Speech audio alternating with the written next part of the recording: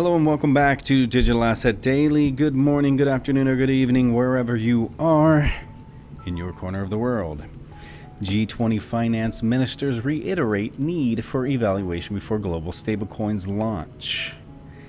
And as we get down into the article, following the latest G20 meetings in Riyadh, the group of 20 finance ministers and central bank governors have urged countries to implement FATF standards on cryptocurrencies and other virtual assets.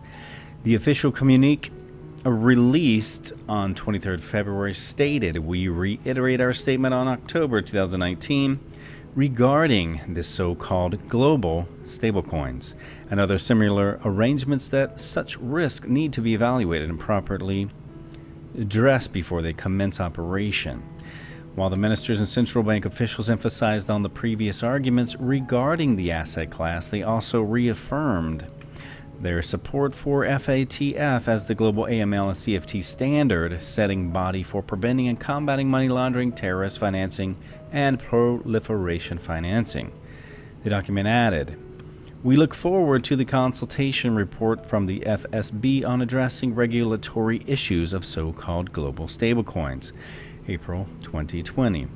A report from the IMF on the macroeconomic implications, including monetary sovereignty and its member countries, July 2020, and a report from the FATF on the risk of AML and CFT, July 2020. This news comes after the Financial Stability Board, the FSB chair, Randall K. Quarles, wrote a letter to the finance ministers of the G20 outlining a roadmap for developments on stablecoins as well as cross-border payment systems. I want to go into that for one moment. Many people, when they think stablecoin, they think of USDC, USDT, something that is fixed at the equal one for $1. I do not agree with that mentality unless it's stated that it is such as a USDC or USDT. To me, when I hear stablecoins, I think of the coin is stable, meaning it is not as volatile as, for example, Bitcoin. The stablecoin, to me, it could be, for example, hypothetical scenario, I can see a stablecoin such as XRP being backed by gold. We've gone through this in a video. It would bring it around $600 per XRP if they did back it with gold. We break that down in a video with GXRP Perez a few days ago as a guest on his show, stating a hypothetical according to the news article that stated XRP is becoming the new digital gold. For example, using that scenario, that number coming directly from the news, using their article as the I'm totally blanking, the reference for this discussion, that would be a $600 XRP backing it by the global gold. What that would then do as a stable coin would make it stable so that it does not drop below that price. That does not limit unless they did something similar to the 5X or the COMEX 589 rule. But I don't believe they would do that because I still believe XRP has to have a much higher price than that. And I continue over and over, and I will never stop using David Schwartz as a reference, stating XRP was designed to have 1 million drops. And as such, the 10,000 per XRP would make the first drop 1 cent. And if it were $1 million per XRP, it would make the first drop $1. Meaning that if you did, there is a law, so to speak, that if you did back it by gold, it would allow them to instantly move the price with a flip of a switch up to that point. And now the stablecoin becomes fixed at a minimum of $600.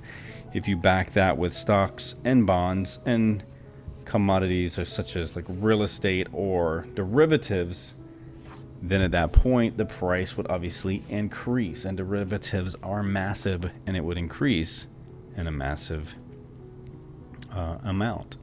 So that point being, that is the way that I receive reading stablecoin. For example, the Bank of Canada, we've shared that article where it has listed stablecoins as XRP and XLM. And that's my mind and my thoughts when I see that. Back into the article, this is indicative of the fact that lawmakers around the world are keen on regulating a space that has risen exponentially over the past decade. In fact, the G20 communique follows the annual World Economic Forum 2020 in Davos, bringing significant attention to stablecoins and digital currencies. This was a crucial development as this was validation of the industry's growth and recognition of its growing importance in the world today. While many argue that the rise of blockchain technology and Facebook's Libra announcement accelerated such talks, the catalyzing event was China upping its plans to develop a new CBDC. And yet another example of a government agency recognizing cryptos and their risks, Switzerland's Financial Market Advisory Authority, the FINMA, had recently announced the implementation of the Financial Services Act, the FINSA, and Financial Institutions Act, the FINIA, in an attempt to address the growing use of cryptocurrencies in money laundering cases. With regulators and governments shifting their focus towards the cryptocurrency market, AML compliance has become a serious issue now. And it would seem that the crypto market itself is taking such developments seriously now. Blockchain analysis from Chain Analysis, partnering with crypto exchange Coinfield to provide it with an anti-money laundering AML compliance solution, is evidence of the same. And if you follow this channel, you'll see we just did a video on that discussion yesterday. Next article we have is Bitcoin may be unprepared to support people during the economic crises. Right into the article, the Bitcoin reaching its ATH of 20,000 in December 2017, and mainstream media outlets discussing Bitcoin and other cryptocurrencies in recent times. These events have sort of made the narrative of mass crypto adoption in a decade stronger. And yet the topic is still being debated over. That said, many people in the community are of the opinion that Bitcoin adoption will eventually reach a dead end. Christopher Allen, former principal architect at Blockstreama, had stated that the need for scaling solutions like the Lightning Network may be the reason for Bitcoin's lack of adoption. In fact, eToro CEO Yoni Asia also noted in an interview that the crypto community should be concerned by the ability of the government to slow down the adoption of crypto through regulations. And I believe that's what's frustrating a lot of investors today. However, a recent VanEck report hinted that Bitcoin adoption could be on the rise. It revealed that in spite of concerns with regard to crypto and its exchanges, market statistics are on a healthy side, and Bitcoin and other crypto assets are becoming more and more available to retail investors lately. Interestingly, Andreas M. Antonopoulos, a popular proponent of Bitcoin, is the latest to comment on this topic. In a recent interview, Antonopoulos noted that the mass crypto adoption is not going to happen in the way most people think, but asserted that adoption would definitely give people a choice to have an alternative online currency. Explaining the same, he stated, "People in Western developed nations using crypto to buy Starbucks is not the primary market need. There's a market of 6 billion people who desperately need an alternative currency. According to the latest statistics, more than 50% of the world's population now lives on dictatorship or totalitarian machines. They need this technology far more than the average Westerner." With that, he declared that mass crypto adoption isn't really retail purchases with crypto because one could easily do that, especially in developed countries with the tools they already have. And in other news, cryptocurrency price surge is another topic that has been making waves lately. Recent U.S.-Iran tensions and the coronavirus outbreak have all resulted in Bitcoin's price going up, something that has also contributed to the narrative of Bitcoin being a safe haven asset. In fact, reports have also suggested that developing countries are now looking at Bitcoin as a reliable alternative. Perianne Boring, founder of the U.S. Digital Chamber of Commerce, also noted in an interview that Bitcoin is indeed a reliable alternative during global uncertainty. Around the same lines, during the course of the interview, Antonopoulos was asked if Bitcoin needed a global crisis to truly succeed all the time. Responding to the question, Antonopoulos said that the world is already on the verge of a big economic crisis. However, he stated that Bitcoin or any other cryptocurrency on its own is not yet ready to serve as a helping hand to people. To this, Antonopoulos was asked again if he saw a light somewhere down the tunnel, a future where cryptocurrency could actually be able to support people during an economic crisis. Antonopoulos responded by noting that the future of cryptocurrency indeed had a bright future, as the future of finance worldwide is going to be decentralized, based on the open protocols and open systems, and he added that the open financial systems are more efficient, as they are more equitable, transparent, and would help solve all the scaling problems.